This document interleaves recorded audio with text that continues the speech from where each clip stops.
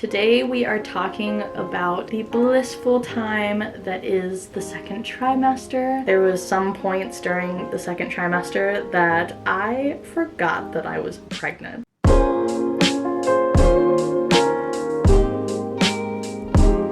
Hey guys, welcome back to my channel, or welcome if you're new. Today we are talking about the blissful time that is the second trimester. At least for most people, it was for me. There was some points during the second trimester that I forgot that I was pregnant, and the only thing that was reminding me that I was pregnant was the little bump that I had going on. And so yeah, I just wanted to sit down and make a video talking about the symptoms that I had, what I experienced during this time, and overall how my second trimester was. So if you haven't watched the first trimester recap and you are new to my channel, you probably wouldn't know that I'm currently 39 weeks pregnant and I am about to be induced. And so I have my notebook here full of everything that I experienced throughout my first and second trimester. I've just kind of been keeping track because I knew that I wanted to make these videos eventually. It was just a matter of when I had the energy and when I had the motivation. And so we're finally getting around to it. So if you see me looking down frequently, I am referring to my notebook. But yeah, let's get into it. So starting in week 14, I wrote that I was still feeling nauseous, not as nauseous as the beginning of my first trimester, but still nauseous. I was experiencing lots and lots of gas and burping, TMI, but also we're doing a pregnancy recap video, so I mean, you can't expect too much. I also noticed that my nails were growing faster, but they were still kind of brittle. So I hadn't gotten the super strong nails yet. And right now I actually do have some pretty good nails going on. My nails have never been able to grow like this. So during the third trimester, I am enjoying my natural long nails while I can before postpartum takes them away from me. I also experienced a lot of round ligament pain, and I was also using the restroom a lot more frequently. During week 15, I experienced some headaches, nothing too crazy, but they were just some like dull achiness in my head. I also noticed that my breast pain was going down. I started feeling what I believed to be were flutters. I know week 15 is kind of early for that, but I swore that I could feel flutters starting in week 15. During this week, we also announced on social media that we were expecting. It was right around Christmas time. We had just gone out and cut down a Christmas tree, and so we thought that it would be the perfect time to announce on socials that we were expecting. And then this one was a big one. I was able to stop taking my medicine for my nausea and my heartburn and my acid reflux. I remember going through first trimester thinking that I was probably going to be one of the ones that had the extreme nausea and the extreme acid reflux and the extreme heartburn throughout the entirety of my pregnancy, and I was dreading it. I was not looking forward to it. And so when I woke up one morning and realized that I hadn't taken my medicine in the last couple days, and I hadn't noticed that my nausea and my heartburn was acting up, I was like, well, I'm just going to keep not taking it because obviously I don't need them anymore. So that was really great. I remember being so happy when that happened. During week 16, I wrote down that I was experiencing minimal symptoms. A lot of my symptoms that I was having in the first trimester kind of subsided. Really, the only thing that I was experiencing anymore was some slight nausea before bed if I had been awake for too long, if I was too tired, or if I drank water too quickly I would notice a little bit of nausea. But other than that, that was really like the only thing that I really experienced in this week, symptoms-wise. During week 16, I also noticed that I was gaining more energy, which was really, really nice. I started kind of going into cleaning mode during this week because I didn't know if it was going to last, and I wanted to clean every inch of the house just in case my energy dipped again. I also noticed that the little flutters that I was feeling had kind of started to turn into little flicks. It really just felt like there was something inside my tummy just kind of flicking at the wall of my stomach. I also noticed that I was sneezing a lot, and I don't know if anyone else has experienced this. I haven't really seen or heard of anyone else that experienced this, but I was sneezing / feeling like I needed to sneeze non-stop. And I wasn't sick. At first, I thought I was, but I wasn't, because it continued for the rest of the second trimester. It did not go away. I just constantly felt like I had to sneeze. During week 17, this was, I believe, the week of Christmas, I started noticing a little bit of congestion, which I later found out was a cold that I had caught from one of my family members at the Christmas get-together that we had. So that wasn't really pregnancy related, but I was down and out with bronchitis for maybe 2 or 3 weeks after Christmas. It was rough. It was not fun. I already have a bad immune system, and then pregnancy just kind of makes your immune system tank a little bit more. So I was not having a good time during New Year's Eve, New Year's Day, the weeks following. I also noticed that I started getting some nipple pain in response to cold weather, which I later found out from my doctor is most likely nipple vasospasms. And apparently it's more or less dormant for the most part. And with pregnancy and the extra blood flow going through your body and circulatory changes, sometimes it can just make the vasospasms react a little bit more. But I noticed that I was having to put those little like pocket heating pads in between my shirt and my bra whenever I was leaving the house and it was cold. Otherwise, I would just get this sensation like there was just a million little needles just stabbing into my nipple. It was not fun. And that lasted, I want to say, for the rest of my second trimester. I think it kind of went away at the beginning of my third trimester, but also the beginning of my third trimester was kind of the beginning of spring, so it could have just been weather getting warmer too. I don't really know. During week 18, I wrote down that my symptoms hadn't really changed. I hadn't gotten any new symptoms. Nothing had really died down from previous weeks. It was all still relatively the same. And then I also wrote that this is when we told everyone the gender. I don't think I have a video of that either. I'm just horrible at making videos. I'm sorry.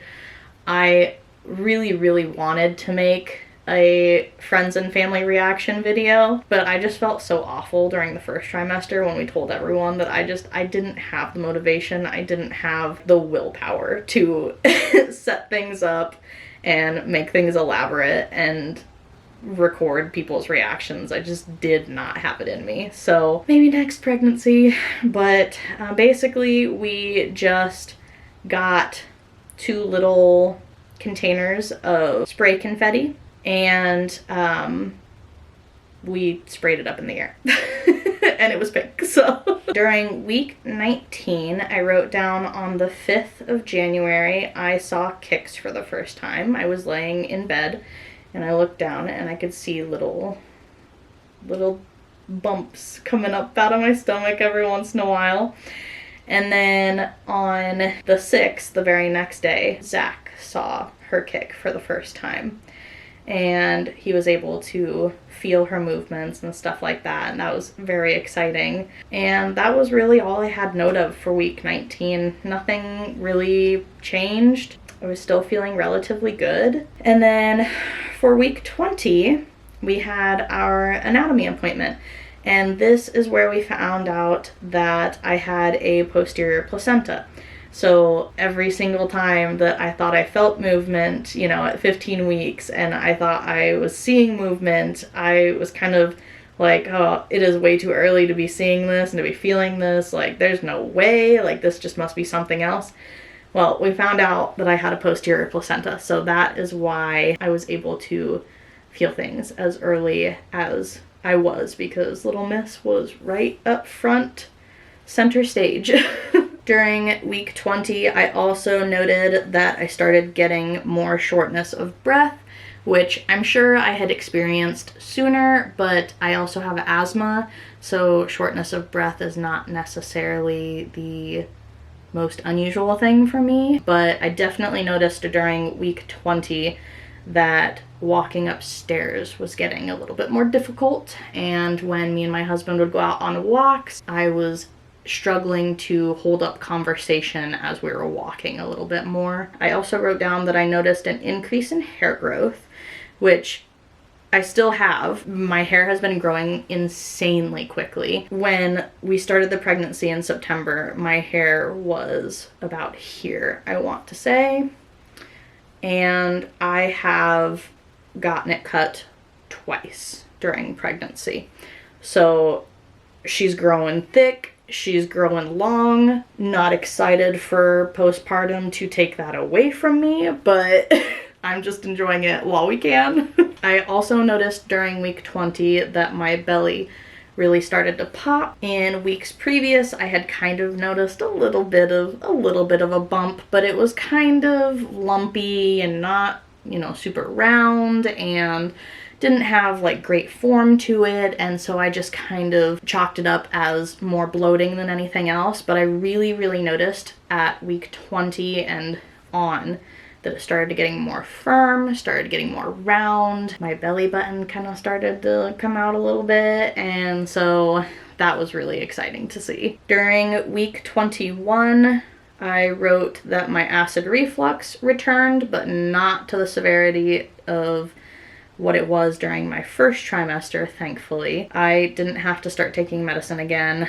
I just kind of had to be cautious about what I was eating throughout the day or what I was eating closer to bedtime, stuff like that. Also in week 21, I wrote down that my round ligament pains kind of subsided, but I started noticing more back aches in my lower back.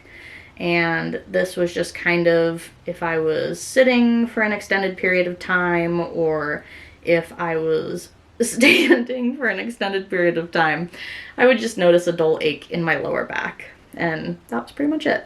In week 22, I wrote down that I was experiencing more fatigue than usual. And from what I understand, that's fairly normal once you're kind of starting to get a little bit closer to the third trimester. It still wasn't to the extent that it was in my first trimester, which I'm thankful for, but I definitely did notice that I was finding myself kind of wanting to take short little naps throughout the day. I also wrote down that kicks were getting stronger, and I was also starting to wake up to go to the bathroom more. During week 23, I wrote that I had no new symptoms. Nothing started up, nothing went away. It was just kind of a meh week. During week 24, I wrote down that I started getting some rib pain, which I was concerned at first might have been preeclampsia, but over time I noticed that it started migrating from the rib area down a little bit further,